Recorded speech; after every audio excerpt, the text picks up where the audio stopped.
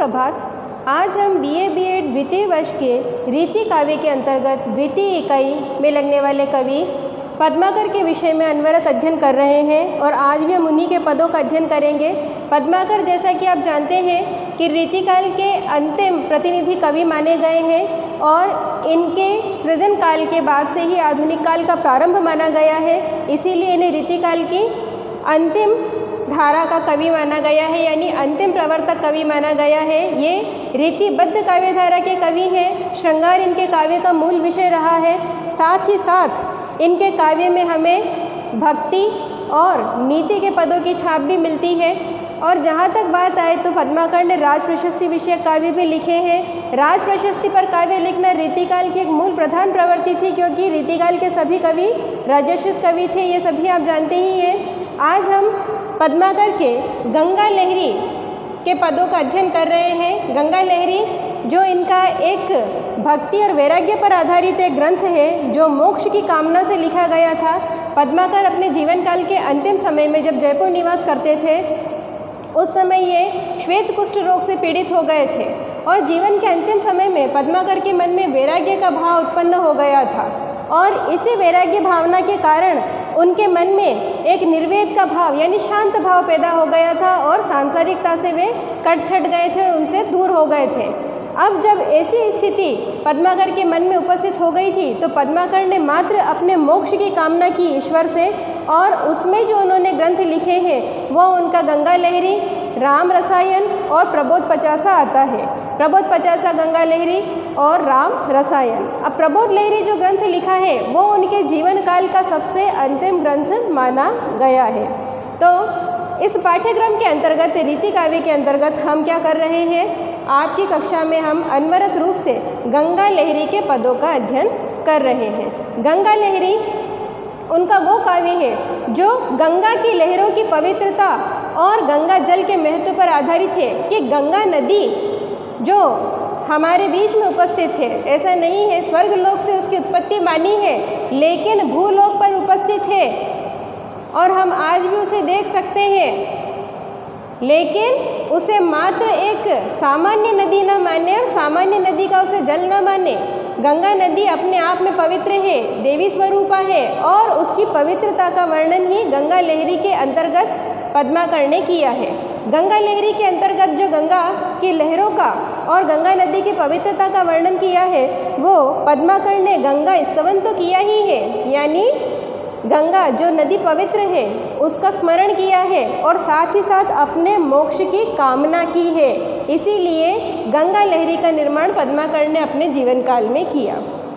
गंगा लहरी का विषय संक्षिप्त में जानने के बाद आज हम गंगा लहरी के पद संख्या 4 का अध्ययन करेंगे कि जमपुर द्वारे लागे 3 में केवारे कहूँ, है न रखवारे ऐसे बन के उजारे हैं, कहे पद्माकर तिहारे प्रण धारे तेऊ, करी अब भारे सूर्य लोकों को सुधारे है। सुजन सुखारे करे पुण्य उजियारे अति, पतित कतारे भव सिंधु ते उतारे है, काहू के न तारे तिन्हे गंगा तुम तारे और जेते तुम ताते तेते नभ में न तारे हैं। यानी इस पद की पंक्तियों को पढ़ने से ही स्पष्ट हो जाता है कि गंगा लहरी यानी गंगा पर आधारित ग्रंथ और उसमें क्या किया गया है, गंगा की महानता का वर्णन मिलता है। तो गंगा की जो महानता का वर्णन मिलता है तो उसी पर आधारित ये पद है कि गंगा ने कितनी ही पापियों और पतितों का उद्धार कर दिया है संसार से। गंगा मोक्षदायिनी नदी है, मोक्ष प्रदान करती है, पाप कर्मों का शमन करती है अर्थात नाश करती है। तो ऐसा करने से क्या हुआ, संसार में अब कोई पापी तो बचा ही नहीं, क्योंकि गंगा ने सबको मोक्ष प्रदान कर दिया है। तो ऐसी स्थिति में कहा जाता है कि मृत्यु के बाद आत्मा या तो स्वर्ग या नरक में जाती है। तो उसी की स्थिति को लेकर बता रहे हैं पद्माकर कि जब धरती पर रहने वाले हर एक कलियुगी जीव को मोक्षदायिनी गंगा ने चाहे उसके गुण अवगुण सबको स्वीकार किया और उसे मोक्ष प्रदान कर दिया, चाहे वो मोक्ष प्राप्ति के योग्य हो या ना हो, फिर भी गंगा नदी ने उसे मोक्ष प्रदान कर दिया। तो अब धरती पर कोई पापी तो बचा ही नहीं। अगर पापी बचा ही नहीं है तो यमराज फिर सजा किसे देंगे और यमपुर की यानी यमलोक की स्थिति क्या होगी और यमलोक की क्या दुर्दशा हो गई है। पतित पावनी गंगा के कारण और लोगों को मोक्ष प्रदान करने के कारण उस स्थिति का वर्णन पद्माकर ने पद संख्या 4 के अंतर्गत किया है। तो प्रसंग ये हुआ कि गंगा की लहरों की पवित्रता और महानता का वर्णन है और पतित पावनी गंगा के महात्म्य को यानी महत्व को पद्माकर इसमें प्रदर्शित कर रहे हैं कि अब यमलोक की स्थिति क्या हो गई है गंगा के इस महान कर्म के पश्चात कि जमपुर द्वारे लगे तीन में केवारे को यानी यमलोक जहाँ पर बुरी आत्माएं रहती है और उनका दंडाधिपति कौन है यमराज। उस यमलोक की स्थिति ऐसी हो गई है कि उसमें हल्के फुल्के तिनके के जो हवा आने पर उड़ जाए ऐसे तिनके के अब किवाड़ लगे हुए हैं क्योंकि ऐसी कोई बुरी आत्मा उसमें रही ही नहीं। बुरी आत्मा इसलिए नहीं रही है क्योंकि धरती पर मोक्षदायिनी गंगा प्रकट हो गई है और उसने क्या किया है कि जितने भी पापी हैं उन सब पापियों का तो धरती पर ही उद्धार कर दिया। तो अब मृत्यु के बाद कौन ऐसा पाप कर्म वाला व्यक्ति बचा जो यमलोक में जाएगा। तो जमपुर द्वारे लगे तीन में केवारे को यानी यमलोक की अब दुर्दशा हो चुकी है। धरती पर कोई पापी नहीं बचा और यमलोक की अवस्था बिगड़ चुकी है और वहाँ पर हल्के फुल्के तिनके के किवाड़ लगा दिए गए हैं। यानी एक उजाड़ स्थिति बताई है वहाँ की कि उजाड़ स्थिति कैसी है उसका वर्णन पद्माकर दूसरी पंक्ति में कर रहे हैं कि हे न रखवारे ऐसे बन के उजारे हैं। यानी हल्के फुल्के तिनके के किवाड़ तो है लेकिन अब आगे दुर्दशा और देखिए यमलोक की कि कैसी हो गई है कि हे न रखवारे ऐसे बन के उजारे हैं। यानी अच्छा खासा बसा हुआ कोई वन हो और वो वन जब उजाड़ हो जाता है सूखा हो जाता है तो वहाँ की स्थिति कैसी होती है कोई पेड़ पौधा पशु पक्षी कुछ भी दिखाई नहीं देता। वैसी उजाड़ स्थिति का वर्णन यमलोक का कर रहे हैं कि हल्के फुल्के तिनके के तो किवाड़ लग गए हैं और वहाँ पर कोई भी अब दिखाई नहीं पड़ता और ऐसा उजाड़ वो यमराज का यमलोक हो चुका है। कहे पद्माकर तिहारे प्रण धारे तेऊ। अब ये प्रण किसने धारा है पापियों का उद्धार करने का। पापियों का उद्धार करने का जो प्रण धारा है जो प्रण धारण किया है जो प्रतिज्ञा ली है वो किसने ली है मोक्षदायिनी नदी पवित्र नदी गंगा ने कि हे गंगा मैया तुम्हारे ये प्रण धारण करने से कि तुम धरती पर प्रकट हो जाओ स्वर्ग लोक से और हो गई हो और तुमने हर एक व्यक्ति के पापों को धोना शुरू कर दिया है तो अब संसार में कोई पापी तो रहा ही नहीं और अगर पापी ही नहीं रहा तो फिर यमलोक में कौन जाएगा और यमलोक का राजा जो यमराज है अब उस यमलोक में किस पर राज करेगा और किसे प्रताड़ित करेगा अपने बुरे कर्मों के लिए कि करी अब भारे सूर्य लोक को सुधारे है। यानी तुम्हारे ये प्रण धारण करने से है गंगा मैया कि तुम पतितों का उद्धार करोगी पापियों के पापों को धो दोगी उनके पापों को समूल नष्ट कर दोगी तो उनका मोक्ष तो यही हो गया। अब नरक में उन्हें जाने की तो आवश्यकता ही नहीं रही। वो सूर्यलोक को जाएंगे यानी स्वर्ग में जाएंगे देवताओं के अधीन रहेगी वो आत्मा अच्छी आत्मा हो गई वो बुरी आत्मा तो रही ही नहीं। तो तुम्हारे ये प्रण धारण करने से क्या हुआ कि अब भारी से भारी बुरे कर्म करने वाला व्यक्ति भी यानी चाहे कितना भी बड़ा पापी हो कितने भी बुरे कर्म उस व्यक्ति ने किए हो लेकिन जिसने तुम्हारा स्तमन कर लिया और जिस पर तुमने अपना आशीर्वाद बरसा दिया जिसे तुमने मोक्ष प्रदान कर दिया जिसे तुमने क्षमा कर दिया है गंगा मैया अब वो यमराज के यमलोक में नहीं जाएगा वो सीधे कहाँ जाएगा मृत्यु के बाद सुरलोक यानी स्वर्गलोक में देवताओं के यहाँ निवास करेगा क्योंकि वो धरती पर ही साक्षात क्या हो गया वो व्यक्ति जीवित रहते हुए देवता समान हो गया है देव पुरुष समान हो गया है। सुजन सुखारे करे पुण्य उजियारे अति यानी सज्जन व्यक्ति जो होते हैं जो अच्छे गुणों वाले व्यक्ति जो होते हैं जो सबका भला चाहते हैं ऐसे सज्जन व्यक्ति क्या करते हैं तुम्हारी तरह ही इस समाज में क्या करते हैं पुण्य फैलाते हैं पुण्य कर्म करते हैं लोगों को शिक्षा देते हैं लोगों को सीख देते हैं कि आपको भी अपने जीवन में क्या करना चाहिए श्रेष्ठ और उन्नत कोटि के कार्य करने चाहिए पाप कर्म नहीं करने चाहिए। पतित कतारे भव सिंधु ते उतारे हैं। यानी इस संसार में, भव सिंधु यानी संसार के लिए कहा गया है कि इस भूलोक पर, इस इहलोक में रहते हुए व्यक्ति क्या करता है, जीवित रहने के लिए, अपनी मनोवांछाओं की पूर्ति के लिए भोग विलास में लिप्त रहता है और आकांक्षाएं उसकी कहीं समाप्त नहीं होती और उस आकांक्षाओं को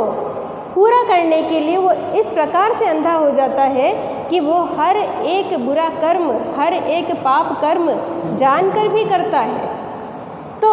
ऐसी स्थिति में पद्माकर कहते हैं कि पतित कतारे भव सिंधु ते उतारे हैं, यानी तूने पापियों की लंबी से लंबी कतारें, इस संसार में रहने वाले कई मनुष्य जो पाप कर्म करते हैं वे सभी पापी हैं, पद्माकर कहते हैं। और उन पापियों की क्या है, लंबी चौड़ी कतारें, यानी लंबी चौड़ी लाइनें लगी हुई है, पंक्तियाँ लगी हुई है। और ऐसे में तुमने क्या किया, इस संसार सागर से उसे पार कर दिया। संसार सागर से पार करना अर्थात तुमने उनके पापों का शमन कर दिया और उनको मोक्ष प्रदान कर दिया। अब आगे की पंक्ति में देखिए कि काहू के न तारे तिन्हें गंगा तुम तारे, और कि जो किसके भी द्वारा तारे नहीं गए, बड़े से बड़ा पाप कर्म करने वाला व्यक्ति अपने जीवन काल में, यह आज भी है, वर्तमान में भी प्रासंगिक है, कोई बनावटी कोरी बात नहीं है, कि आज भी है कि हर एक व्यक्ति की मनोवांछा, एक इच्छा होती है जीवन में कि जीवित रहते हुए वो गंगा स्नान करे।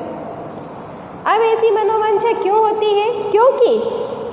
पूर्व काल से चली आ रही परंपरा के अनुसार आज इस कलयुग में भी, वर्तमान में भी, जिस काल में आप और मैं, हम दोनों हैं, हम सभी हैं, उसमें भी हमारी मानसिकता यही है और हमारा मानना यही है और यही चीज़ प्रामाणिक है आज भी संसार में कि गंगा स्नान करने से पाप धुल जाते हैं, यही माना जाता है ना। तो उसी आधार पर पद्माकर भी कह रहे हैं कि काहू के न तारे तिन गंगा तुम तारे, यानी जो किसी भी देवी देवता के द्वारा तारे नहीं गए, किसी भी देवी देवता ने जिन पापियों के पापों का नाश नहीं किया, ऐसे बड़े से बड़े पापियों को भी, हे गंगा मैया तुम इतनी उदार हृदया हो, इतने बड़े मन की हो कि तुमने उन पापियों को भी तार दिया, यानी मोक्ष प्रदान कर दिया, उनके पापों को नष्ट कर दिया एक क्षण में। जेते तुम तारे तेते नभ में न तारे हैं, और इस संसार के इतने पापियों का गंगा मैया तुमने उद्धार कर दिया है। पद्माकर अंतिम पंक्ति में कह रहे हैं कि जितने तो इस संपूर्ण आसमान में, इस संपूर्ण आकाश में तारों की संख्या भी नहीं होगी, उतने पापियों का, उतने पाप कर्म करने वाले व्यक्तियों का, बड़े से बड़े पापी का, हे गंगा मैया तुमने उद्धार कर दिया, उसको मोक्ष प्रदान कर दिया, जिससे कि अब मृत्यु काल में और मृत्यु होने के बाद वो व्यक्ति सीधे कहाँ जाएगा, सुरलोक में, यानी स्वर्ग में जाएगा, और यमलोक में उसकी आत्मा नहीं जाएगी और ना ही यमलोक के दंडाधिकारी यानी यमराज से कोई पीड़ा पाएगी। तो यानी इस पद में, अर्थात पद संख्या 4 के अंतर्गत जो अभी हमने अध्ययन किया, उसमें पद्माकर ने ये स्थिति बताई है कि गंगा का काम ही लोगों के पापों को धोना है, उनको मोक्ष प्रदान करना है, और जब व्यक्ति को जीते जी ही, जीवित स्थिति में ही मोक्ष प्राप्त कर देती है मोक्षदायिनी गंगा नदी, तो फिर आप ही बताइए कि ये कैसे संभव है कि व्यक्ति मृत्यु के बाद नरक में जाएगा और वहाँ की यातनाएं भोगेगा, क्योंकि वो पापी तो रहा ही नहीं, वो पुण्यात्मा में परिवर्तित हो चुका है गंगा नदी के आशीर्वाद से। तो इसी स्थिति का वर्णन पद्माकर ने पद संख्या 4 के अंतर्गत किया है। अब हम पद संख्या 5 का अध्ययन करेंगे कि कूरम पे कोल, कोल्हू पे शेष कुंडली है, कुंडली पे फबी फैल सुफन हजार की, कहे पद्माकर त्यो फन पे फबी है भूमि, भूमि पे फबी है थिति रजत पहाड़ की, रजत पहाड़ पर शंभु सूर्य नायकी है, शंभु पर ज्योति जटा जूट है अपार की, शंभु जटा जूटन पे चंद की छुटी है छटा, चंद की छटानन पे छटा है गंगाधार की। बहुत ही सुंदर पद। इस पद में विष्णु के, भगवान विष्णु जो है उनके विभिन्न अवतारों का वर्णन है और साथ ही साथ गंगा नदी की पवित्रता का स्तवन पुनः इस पद में पद्माकर कर रहे हैं कि कूर्म पे कोल, कूर्म अवतार, अर्थात सबसे पहला जो भगवान विष्णु ने अवतार लिया था वो उनका कूर्म अवतार था, जो कि कछुए का अवतार था। कूर्म पे कोल, और उस अवतार के बाद जो द्वितीय अवतार विष्णु ने लिया वो कोल अवतार यानी शूकर का अवतार। सबसे पहले कछुए का अवतार लिया भगवान विष्णु ने, फिर उसके बाद में उन्होंने कोल अर्थात शूकर का अवतार लिया। फिर कहते हैं पद्माकर कि कोलहू पे शेष कुंडली है, कि कछुआ, कछुए के ऊपर शूकर अवतार, शूकर के ऊपर फिर क्या आता है कि कोलहू पे शेष कुंडली है। शेष नाग की स्थिति बताई है कि उस शूकर अवतार के ऊपर किसकी स्थिति है, शेष नाग की कुंडली है। शेष नाग अपना फन फैलाकर बैठा हुआ है, कुंडली पे फबी फैल सुफन हजार की, और जो शेष नाग कुंडली मारकर बैठा है वो उसने अपना फन फैला रखा है, और वहाँ क्या हो रहा है, सुशोभित हो रहा है, सुंदरता दे रहा है, भव्य विराट अच्छा लग रहा है, वो वहाँ पर देखने पर विलक्षण लग रहा है। कहे पद्माकर त्यो फन पे फबी है भूमि, और वो शेष नाग जो फन फैलाए बैठा है, जिसकी शोभा का वर्णन द्वितीय पंक्ति में पद्माकर ने किया, उसी शेषनाग के विषय में पद्माकर तीसरी पंक्ति में कह रहे हैं कि कहे पद्माकर त्यो फन पे फबी है भूमि, यानी उस शेषनाग के फन पर क्या हो रही है, हमारी जो ये धरती है, ये पृथ्वी है, ये पृथ्वी उस पर शोभित है। उस शेषनाग के फन ने इस पृथ्वी को उठा रखा है। यानी सबसे पहला कूर्म अवतार, कूर्म के बाद में उनका कोल अवतार, कोल के बाद में उस पर शेषनाग की स्थिति बताई, और शेषनाग के फन पर कौन अवस्थित है, कौन बैठा हुआ है, उस पर पृथ्वी की स्थिति बताई है कि कहे पद्माकर के फन पे फबी है भूमि, भूमि पे फबी है। और उस भूमि के ऊपर किसकी स्थिति बताते हैं पद्माकर कि भूमि पे फबी है थिति रजत पहाड़ की, थिति अर्थात स्थिति, कि भूमि पे फबी है, शोभा दे रही है, फबी है, कि भूमि पे फबी है थिति रजत पहाड़ की। रजत पहाड़ यानी बर्फ का पहाड़, जिसका रूप कैसा दिखाई देता है, चांदी के समान सफ़ेद। उस रजत पहाड़ के उस हिमालय पर्वत की बात कर रहे हैं कि पृथ्वी पर अब क्या है, वापस क्या स्थित है, किसकी स्थिति बता रहे हैं पद्माकर कि इसी पृथ्वी पर, शेषनाग के फन पर जो पृथ्वी है, और उस पृथ्वी पर क्या है, कौन स्थित है, रजत पहाड़ यानी हिमालय पर्वत। रजत पहाड़ पर शंभु सूर्य नायक है, और उसी रजत पहाड़ की श्रृंखला में एक कैलाश पर्वत है जो भगवान शिव का निवास स्थल माना जाता है। उस निवास स्थल कैलाश पर्वत की बात कर रहे हैं अब इस पंक्ति में कि रजत पहाड़ पर शंभु सूर्य नायक है। उस बर्फ के पहाड़ पर जो कैलाश पर्वत के नाम से विख्यात है, भगवान शिव का निवास स्थल माना गया है, उस पर कौन है, शंभु सूर्य नायक। सूर्य नायक अर्थात देवताओं के नायक भगवान शिव किस पर विराजमान है, उस रजतवर्णी पहाड़ के ऊपर। शंभु पर ज्योति जटा जूट है अपार की, कि भगवान शिव के केशों का वर्णन हो रहा है कि शंभु पर ज्योति जटा जूट है अपार की, यानी भगवान शिव की जो जटाएं हैं उसकी ज्योति भी अनुपम है, दिव्य है,